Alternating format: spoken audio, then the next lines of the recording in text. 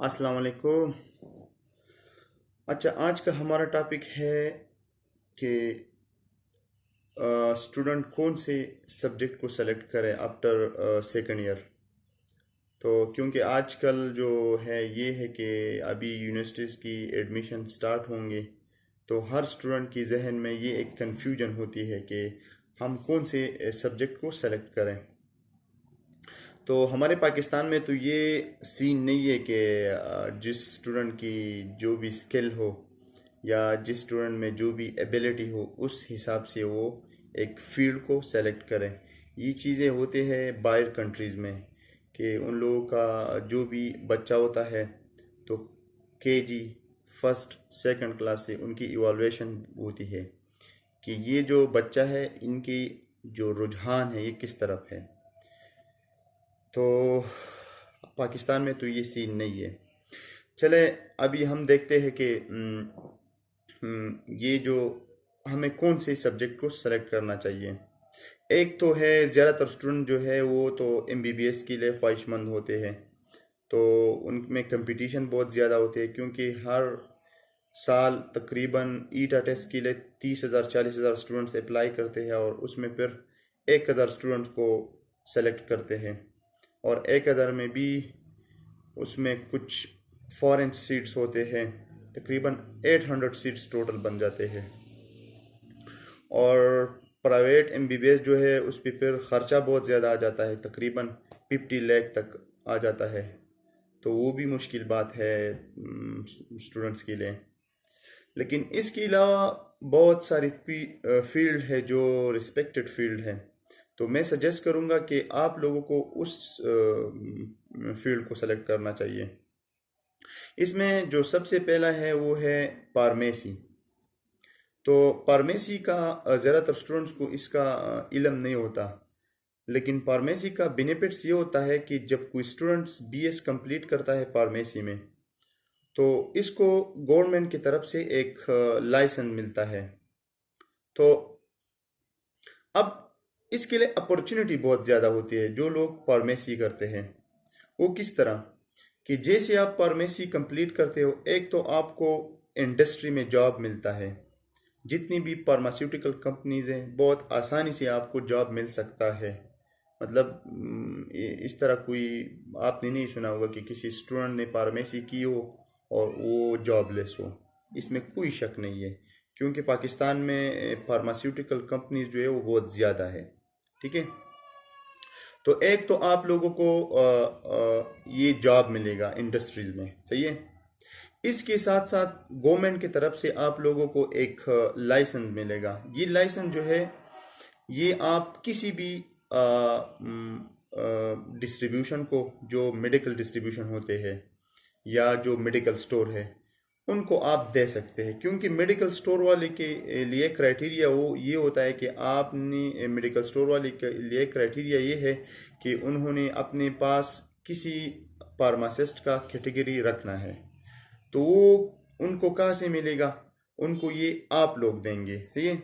और उसकी फिर आपको बाकायदा मंथली वाइज आपको सैलरी मिलेगा। तो ये तो दो अपॉर्चुनिटी हो गई फार्मासिस्ट की। इसके साथ साथ आपकी जॉब भी होगी, आपकी कैटेगरी से आपको सैलरी भी आएगी, और तीसरा आप अपना जो एजुकेशन है जो आपने बीएस के उसको आप कंटिन्यू भी कर सकते हैं, क्योंकि कुछ यूनिवर्सिटियां है पाकिस्तान में जो इवनिंग में क्लासेस लेते हैं, जो शाम के टाइम 6 बजे से उनकी क्लासेस होते हैं। वीक में मेरे ख्याल में वीक में 2 क्लासेस होते हैं। तो इस हिसाब से आप लोगों का जो एजुकेशन है वो भी आगे जाएगा, मतलब आप लोग पीएचडी तक जा सकते हैं। ठीक है, और आपको मतलब पैसे भी आएंगे क्योंकि आप मतलब अपने घर वाले से पैसे नहीं लेंगे क्योंकि ऑलरेडी आपकी जॉब होगी। तो ये है फार्मेसी की स्कोप। अब क्योंकि पाकिस्तान में ये फार्मेसी की जो कॉलेजेस है या जितनी भी यूनिवर्सिटी है तो वो भी इतनी स्टूडेंट्स को नहीं रख सकते, और वहाँ पर भी बहुत ज़्यादा कंपटीशन होती है। तो इसके अलावा पाकिस्तान में प्राइवेट यूनिवर्सिटियाँ हैं जो फार्मेसी ऑफर करती है। तो मैं ये सजेस्ट करूँगा कि आप लोग जो है आप प्राइवेट फार्मेसी करें, क्योंकि इन दोनों में कुछ फ़र्क नहीं होता, सिर्फ मसला पैसों के होते हैं। लेकिन अगर वो पैसे आप लोग किसी तरीके से जोड़ ले और इस पे लगाए तो इंशाल्लाह इसका जो बेनिफिट्स है वो आप लोगों को फिर फ्यूचर में मिलेगा। बहुत सारी यूनिवर्सिटियां है पाकिस्तान में जो ये फार्मेसी का कोर्स अपर करते हैं और उनका इतना मेरिट भी नहीं होते। तो आप लोग प्राइवेट भी कर सकते हैं अगर किसी के मार्क्स कम है और वो गवर्नमेंट यूनिवर्सिटी में उनका मेरिट में नाम नहीं आता तो प्राइवेट यूनिवर्सिटी में जा सकते हैं। अच्छा, प्राइवेट यूनिवर्सिटी के हवाले से फिर अगर किसी ने एडमिशन लेना है तो फिर आप कमेंट्स करें नीचे, तो फिर मैं आप लोगों के लिए यूनिवर्सिटी का लिस्ट मैं बता दूंगा कि पाकिस्तान में कौन कौन सी प्राइवेट यूनिवर्सिटियां हैं जो रजिस्टर है, क्योंकि जो रजिस्टर नहीं होते उन यूनिवर्सिटियों से आप लोगों ने नहीं करना है, तो आप लोगों ने फिर उस यूनिवर्सिटी में एडमिशन लेना है। ठीक है, तो ये रहा फार्मेसी के बाद। दूसरा इसके बाद है माइक्रोबायोलॉजी। माइक्रोबायोलॉजी जो है ना, इसमें ये मिलेगा जैसे आप माइक्रोबायोलॉजी कंप्लीट करते हैं तो आपको लैब में जॉब मिल सकता है आसानी से, क्योंकि जितनी भी वैकेंसी क्रिएट होती है तो वो लोग उनकी क्राइटेरिया होती है कि जो स्टूडेंट्स है उन्होंने उनका क्वालिफिकेशन माइक्रोबायोलॉजी होगी। ठीक है, इस तरह जो फार्मास्यूटिकल कंपनी है वो भी माइक्रोबायोलॉजिस्ट को रखते हैं। मेरे बहुत सारे दोस्त हैं तो उन्होंने माइक्रोबायोलॉजी की है, तो वो अभी भी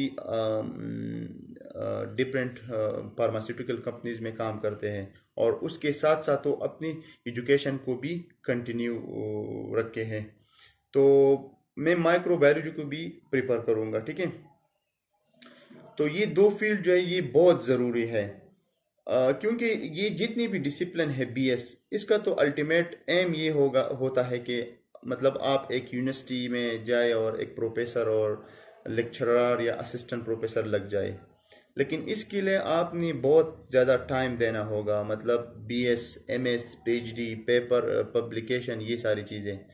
लेकिन ये दो फील्ड इस तरह है कि आप अगर बीएस भी कर लें तो आपको जॉब बहुत आसानी से मिल जाएगा और फिर आप मतलब अपनी जॉब के साथ साथ अपनी एजुकेशन को भी कंप्लीट करें आगे, और फिर एक टाइम आएगा कि आप लोग एक अच्छी यूनिवर्सिटी में एक अच्छी पोस्ट पे लग जाएंगे। तो ये दो फील्ड हो गई। इसके साथ एक है बीएस पैथोलॉजी। तो ये बीएस पैथोलॉजी जो है ना, ये भी बहुत मज़े की फील्ड है। इसको जब आप कंप्लीट कर लेते हो तो आपको गवर्नमेंट की तरफ से भी एक लाइसेंस मिलेगा। आप अपनी लिए फिर एक जो लेबॉर्ट्री होती है वो आप ओपन कर सकते हो, आप चला सकते हो। तो इसमें आप अपनी सेल्फ बिजनेस भी कर सकते हैं जो सेल्फ एम्प्लॉयमेंट होती है, क्योंकि गवर्नमेंट की तरफ से आपको ये अथॉरिटी होगी कि आप अपनी लिए लैब खोल सकते हो। तो बीएस पैथोलॉजी जो है ये भी एक अच्छी फील्ड है। तो ये दो तीन फील्ड हो गई। इसके अलावा बहुत और सारी फील्ड है जो मेडिकल साइंसेज में आ जाते हैं, उसको फिर मैं दूसरी वीडियो में एक्सप्लेन करूँगा कि वो कौन कौन से फील्ड है, जिस तरह डेंटिस्ट्री है, नर्सेज है और नर्सिंग है सॉरी, और ये जो बीएसएन है। तो बहुत सारे शॉर्ट कोर्स हैं, तो इस पे भी मैं एक वीडियो इंशाल्लाह बनाऊंगा। Okay, thank you.